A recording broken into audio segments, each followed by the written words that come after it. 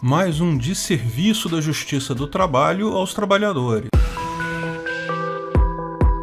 Essa é a Visão Libertária, sua fonte de informações descentralizadas e distribuídas. A Justiça do Trabalho da Bahia acatou o pedido liminar da Procuradoria do Trabalho do Estado impedindo a Ford de demitir trabalhadores antes de acordo coletivo com o sindicato. A decisão do juiz vai além, proíbe a Ford até do que ele chama de assédio moral negocial, que significa a Ford oferecer diretamente aos empregados alternativas de negociação. Tem que negociar tudo com o sindicato. Enquanto não chegarem a uma decisão, os salários e demais benefícios precisam continuar sendo pagos, quer a fábrica esteja operando, quer não. Segundo o juiz, a Ford não precisa de autorização do sindicato para fechar a fábrica nem para demitir, mas o princípio da boa-fé diz que deve ao menos ser tentada uma negociação dessas partes. Lógico que é possível ver a intenção boa de tal tipo de atitude da Procuradoria e da Justiça do Trabalho. É um golpe enorme para os trabalhadores perder o emprego desta forma, são muitas pessoas desempregadas no mesmo local. Tenho certeza que o clima de incerteza e indefinição dessas pessoas é realmente preocupante. Mas a coisa vai além. Muito dinheiro vai deixar de circular no comércio e em atividades que davam suporte à fábrica da Ford. Isso não apenas vai piorar a situação econômica daquela região, como também vai diminuir significativamente a arrecadação de impostos. Os municípios de Camaçari e Dias d'Ávila, onde está o polo industrial de Camaçari, têm praticamente toda a sua arrecadação derivada deste polo industrial. O próprio estado da Bahia recebe quase 22% da sua arrecadação dali. Lógico, o polo industrial não é só a Ford, tem inúmeras outras empresas naquela região, mas a saída da Ford certamente vai representar uma diminuição da arrecadação. Portanto, de um lado, temos o estado vendo ir embora grande parte da sua arrecadação e, de outro lado, uma belíssima justificativa para pressionarem a Ford por mais dinheiro. Dizer que estão fazendo isso pelos trabalhadores. Mas a situação é clara, a Ford já decidiu fechar a fábrica. Não tem muito o que negociar com o sindicato se a empresa já decidiu que vai fechar as portas. Mas sempre se pode pedir alguma coisa a mais, uma indenização maior, um programa de recolocação, seja lá o que for. Não vai resolver nada no final das contas, mas um pouco mais de dinheiro no bolso do trabalhador sempre ajuda.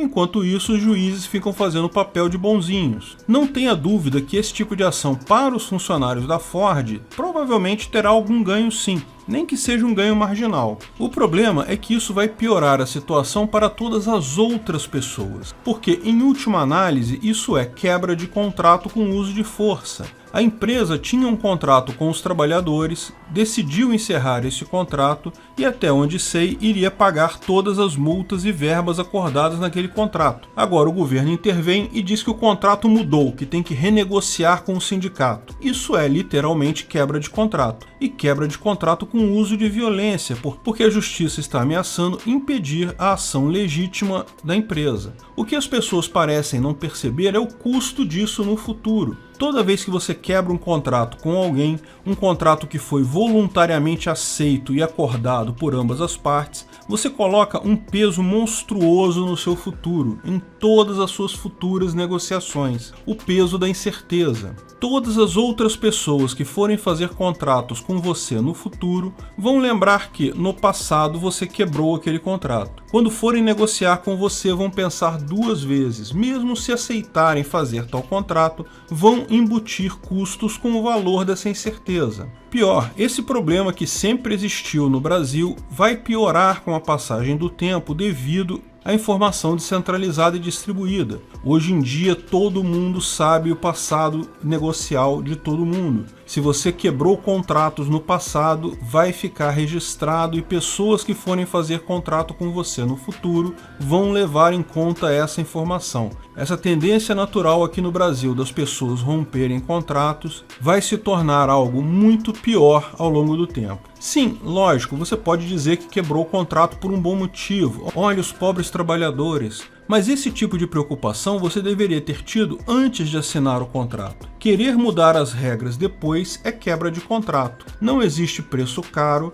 se foi acordado de livre vontade pelas partes. Quebrar o contrato sempre é errado. O próprio governo da Bahia diz estar procurando outras empresas interessadas em comprar a fábrica. Pode ser que encontre, mas a dificuldade que ele mesmo está colocando na última empresa que quis sair vai dificultar essa negociação. O resultado final dessa ação na Justiça do Trabalho vai ser o de sempre. Alguma pequena ajuda aos funcionários da Ford que mal fará diferença no grande esquema das coisas, a troco de uma piora em todas as negociações do futuro. E isso não é nenhuma novidade quando se trata de governo brasileiro. É por isso que estamos num buraco tão fundo em nossa economia, anos e anos do governo fazendo exatamente isso. Sempre escolhendo o populismo fácil da hora ao invés da manutenção do bom nome de quem honra contratos. É por isso que o Brasil se afunda cada vez mais na miséria. Uma sociedade só é próspera de verdade quando os contratos são respeitados. Pacta sunt servanda. O contrato faz lei entre as partes. Mas a conveniência política ou ideológica muitas vezes fala mais alto. Mais fácil dizer que o capital internacional está desempregando pessoas cruelmente, temos que pegar dinheiro deles, do que lembrar que tudo isso foi aceito num contrato voluntário por ambas as partes. Pior, essa já tradicional quebra de contratos trabalhistas, padrão desde que Getúlio Vargas inventou esse absurdo que é a Justiça do Trabalho, não impede apenas investimentos e contratos de empresas do exterior. Mesmo para alguém aqui no Brasil, contratar alguém via CLT é uma aventura, é um salto no vazio. Por mais que você e a pessoa contratada tenham concordado em todos os pontos, tudo pode mudar a qualquer momento com a decisão de um juiz. Só um louco insano precisando de internação em manicômio emprega pessoas CLT no Brasil. Infelizmente, não há como esperar outra coisa da Justiça do Trabalho. Ela foi feita para atrapalhar a sociedade, empobrecer empregados e prejudicar empresas, e ela própria enriquecer com isso. É uma justiça que, por definição, abre mão da justiça. É calcada na hipossuficiência do empregado, como se existisse alguma possibilidade lógica de se fazer justiça escolhendo lado. Não há. Lógico, não estou dizendo com isso que não existam patrões que não pagam o combinado, que eles mesmos quebrem o contrato. Lógico,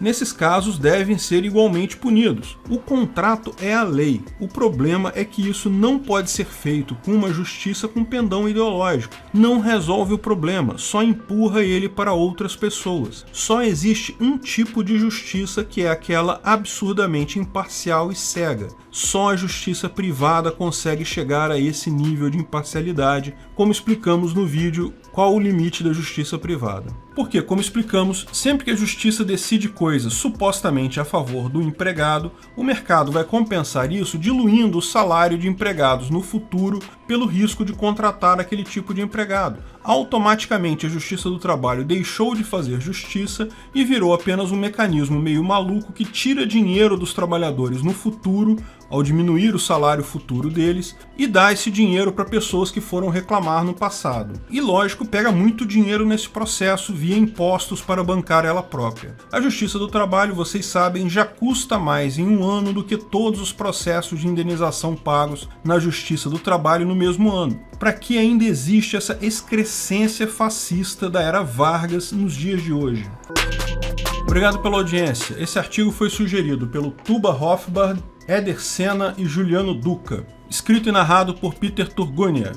Esse vídeo foi um oferecimento de armataweb.com, cloud e serviços de data center, 100% de compromisso com a satisfação e privacidade dos clientes. Aceitamos Bitcoin. Veja o link na descrição do vídeo. Se você gostou desse vídeo, clique no like e compartilhe ele em suas redes sociais. Se inscreva no canal para nos ajudar, clicando no botão vermelho abaixo. Se quiser ser avisado de novos vídeos, clique no sininho ao lado. Saiba mais sobre o nosso projeto no site visãolibertaria.com. Lá você pode sugerir novos artigos, escrever artigos, patrocinar e muito mais. Confira visãolibertaria.com. Até a próxima!